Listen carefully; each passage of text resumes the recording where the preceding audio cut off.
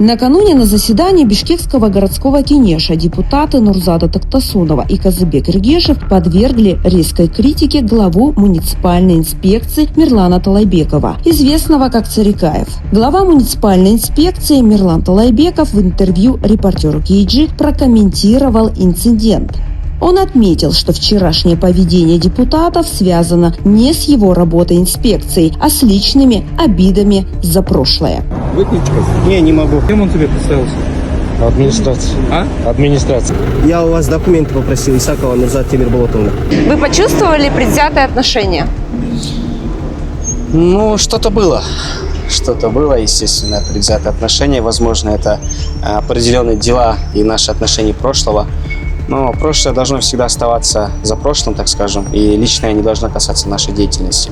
Я бы хотел выразить, конечно, огромную благодарность нашему народу, то, что они все это видят, это ценят. Некоторые меня до сих пор помнят как сотрудника управления патрульной службы милиции. И я очень сильно надеюсь, что, может быть, в ближайшем времени я и туда обратно вернусь.